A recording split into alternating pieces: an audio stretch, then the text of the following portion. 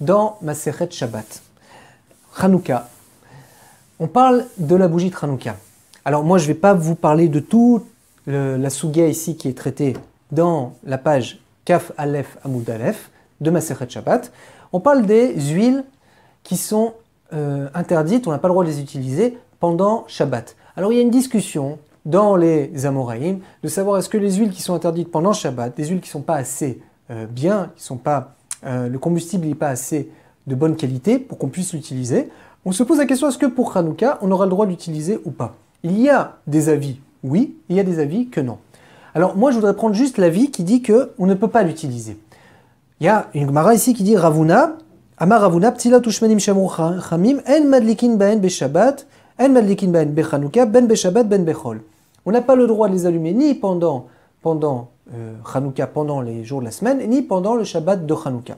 Donc là, tout ce qui concerne la bougie de Hanouka, les huiles, on doit les utiliser avec des huiles qui sont le top. On ne peut pas se permettre de prendre des huiles qui ne sont pas de bonne qualité. La Gemara, elle essaie de comprendre quelle est la raison de Rav Huna.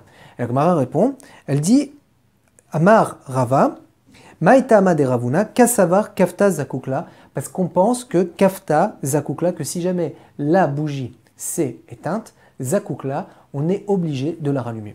Rashi nous explique ici, Zakukla, letakna, c'est-à-dire on est obligé de réparer la bougie. Alors moi, vous me demandez personnellement, qu'est-ce que ça veut dire? Pour moi, c'est du grand charabia, je ne sais pas ce que ça veut dire. Vous me demandez pourquoi je n'ai pas le droit d'utiliser les bougies, les huiles pour Hanouka, qui sont un peu problématiques. Pourquoi je n'ai pas le droit de les utiliser? Réponse, parce que tu as une mitzvah, que si jamais ça s'éteint, tu dois la rallumer. Et alors? Qu'est-ce que ça veut dire? Très personnellement, je ne sais pas ce que ça veut dire. Je m'aide un petit peu le Rashi, Rashi va m'éclairer. Il me dit comme ça, il me dit « Ilkar », c'est pourquoi? Tsarich lechatrila la sot yafé. Il faut le faire avec une huile qui est de bonne qualité. Dilma pasha velometaken. De peur qu'il soit poshéa, de peur qu'il transgresse, ve lo metakna, là. Et il ne va pas la réparer. Ok. Qu'est-ce que j'apprends de là? J'apprends qu'il y a un cas de figure où Ravuna me dit ces huiles-là en question, tu ne peux pas les utiliser. Très bien. Je te demande pourquoi?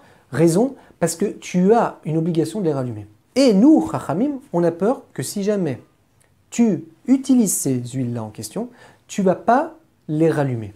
Donc tu vas transgresser l'obligation de rallumer les bougies qui se sont éteintes. Très bien, fin de Gemara. Première possibilité, je vais voir cet élève en question, je lui dis, tu peux m'expliquer qu'est-ce que tu as étudié dans la Gemara? Il me dit, très bien, j'ai étudié dans la Gemara que la bougie de Hanouka, je ne peux pas l'utiliser, l'huile qui sont interdites pendant le Shabbat. Très bien, est-ce que tu sais pourquoi? Oui, je sais pourquoi, c'est marqué dans la Gemara, parce que Kafta Zakukla, si ça s'éteint, je ne peux pas la rallumer. Metsuyan, super. Tu comprends un petit peu pourquoi? Oui, je comprends, parce qu'on a peur qu'il soit poshéa, il va se laisser aller, il va se laisser aller, il ne va pas faire la mitzvah, l'obligation qui lui incombe. Et alors? Alors rien du tout. Voilà, je vous l'ai répété. Tout simplement. C'est ce qui se passe. Et c'est ce qui se passe dans énormément des cas où les personnes qui étudient n'arrivent pas à avancer plus loin que ça. Vous savez, ils ne voient pas l'intérêt, parce que d'abord, j'ai aucun intérêt, j'ai répété ce qui est marqué dans le texte, et puis voilà, quoi, qu'est-ce que je fais maintenant? Alors, il y en a qui sont un peu plus intelligents, qu'est-ce qu'ils vont faire? Ils vont vous prendre des gmarottes où il y a des commentaires en dessous, et ils vont dire, va voir le Maharal, va voir le Rabbi Akiva Eger, va voir tel commentateur, et ainsi de suite. Et à partir de là, ils vont commencer à tricoter quelque chose. En fait, ils vont peut-être préparer un cours, quelque chose, mais ils ne vont pas réussir à créer un vrai contact avec ce qui se passe ici. Alors, je vais vous donner un exemple. Ici, par exemple, on peut essayer de se poser la question et d'essayer de traverser un petit peu le texte. Il y a quelque chose d'assez étonnant dans ce texte. Il y a quelque chose qui doit te parler. Essaye de traverser un petit peu qu'est-ce qui se passe fondamentalement derrière tout ça. Tu me dis, il y a les bougies de Hanouka, est-ce qu'on a le droit, on n'a pas le droit? Oui, mais qu'est-ce qui se cache derrière tout ça? Il se cache quelque chose de très très très important. C'est qu'il y a une action où Chachamim ont peur que cette personne transgresse. Pourquoi ils ont peur qu'il transgresse? Pour quelle raison ils ont peur que cette personne transgresse? C'est quoi le problème? Le problème, il est là. Il est que une personne qui va allumer la bougie de Hanouka, si elle s'éteint, il risque de ne pas la rallumer. Alors essayez de réfléchir pourquoi c'est comme ça. Et je vous dis, cette Gemara m'a beaucoup interpellé, parce que moi-même je me suis posé la question, je me suis dit, mais qu'est-ce que c'est cette histoire de Takana? Si on prend quelqu'un qui vient et qui allume une bougie de Hanouka, on parle de quelqu'un qui veut, oui, accomplir la mitzvah de Hanouka. On parle de quelqu'un qui veut, oui, accomplir cette action-là. Et d'un autre côté, cette même personne, on la soupçonne que si jamais elle s'éteint, elle ne va pas la rallumer. Donc il y a quelque chose de particulier qui se passe à ce moment-là. Il y a quelque chose qui me dit, mais quel est le fondement qui se cache derrière cette crainte que les sages ont instituée ici comme un interdit d'après l'avis de Ravuna, puisque c'est son avis.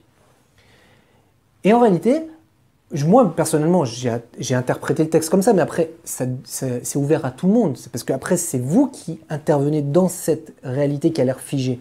Vous rentrez à l'intérieur et vous pouvez commencer à réfléchir. Et là, je me suis dit, peut-être qu'en fait, il y a une différence entre une personne qui fait un acte et qui commence un acte du début et une personne qui a déjà commencé un acte.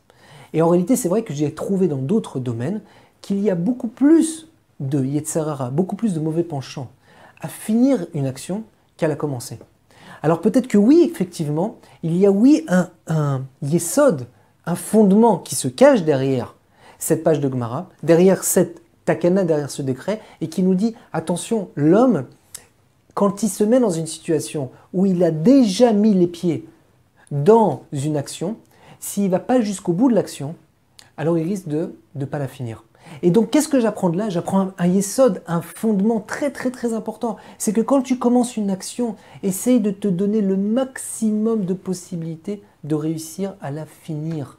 Et c'est pour ça que Ravuna ici, il l'a ordonné et il a dit « Je ne permets pas qu'on utilise ces bougies-là parce que je veux que tu ailles jusqu'au bout de l'action. Et comme je sais que tu risques d'avoir un mauvais penchant, je veux te donner les possibilités de réussir. Et donc depuis le départ, je vais t'interdire à toi d'utiliser n'importe quelle huile pour que tu puisses mettre la meilleure et pour que tu puisses te permettre de réussir l'action que tu veux mettre en œuvre. » C'est formidable. Imaginez-vous maintenant cet élève avec cette donnée-là. Qu'est-ce qu'il a devant lui? Il n'a plus les bougies de Hanouka. Il n'a plus les huiles. Il a un étendu de possibilités il peut travailler avec. Il peut maintenant comprendre des nouvelles choses. Ça veut dire que demain, par exemple, il va partir en voyage et il va essayer de mettre un projet en place. Eh bien, il va discuter avec son copain, peut-être 2-3 heures avant, pour pouvoir mettre tout en œuvre, pour pouvoir y arriver. Et quelqu'un va lui poser la question, mais je ne comprends pas, pourquoi tu prends tellement de temps avant de mettre un projet en place? Il lui dit, tu sais pourquoi? Parce que je l'ai appris de la Gemara dans Masechet Shabbat. La Masechet Shabbat, mais quel rapport Masechet Shabbat, où on parle de Hanouka, avec ton projet où tu pars en vacances? Quel rapport? Quel est le rapport? Il dit, mais moi je vois très bien le rapport. Je vois très bien le rapport. De là, j'ai appris qu'est-ce que c'est la nature d'un homme. Or, la Torah, elle connaît la nature d'un homme et elle définit qu'est-ce qui se passe au moment où quelqu'un il commence à mettre une action en œuvre. Qu'est-ce qui peut se passer s'il ne met pas toutes les possibilités d'y arriver? Il risque en plein milieu de s'arrêter. Et bien moi, je l'ai appris de là-bas. Donc, il a fait ces 3 étapes. Il a fait la première étape, c'est qu'il a lu le texte qui était figé. La deuxième étape, qu'est-ce qu'il a fait? Il est parti chercher un fondement. Et après cette deuxième étape, ce fondement, il l'a traduit dans quelque chose de concret de la vie de tous les jours. Et donc, en fait, sa Gemara s'est illuminée parce qu'en fait, il a interprété à sa manière les choses. La Torah qu'Akadosh Baruch Hu nous a donnée, elle nous illumine et à travers notre spectre de nous-mêmes, de notre vision des choses, ce que Akadosh Baruch Hu nous demande de faire, c'est d'exister. C'est pas de s'annuler, mais c'est d'exister, c'est justement d'exprimer un petit peu ce que nous on pense. Et bien, à travers ce qu'on pense, on arrive à découvrir une nouvelle réalité avec des possibilités infinies. Et donc, en fait, les choses, elles deviennent complètement, au lieu de dire immuables, elles sont complètement infinies. Et notre question à nous, c'est si vous regardez un texte, pourquoi le laisser figer? Rentrez à l'intérieur, pénétrez le texte et vous allez voir que vous allez vous-même exister fois 10 000, fois 1 million. Voilà, c'est les petites explications qu'on a données sur cet exemple de Masechet Shabbat. Je vous dis à très bientôt pour continuer d'autres outils qui vont vous permettre encore plus de réussir à traverser ce texte, Bezrat Hashem, et je vous dis à très bientôt.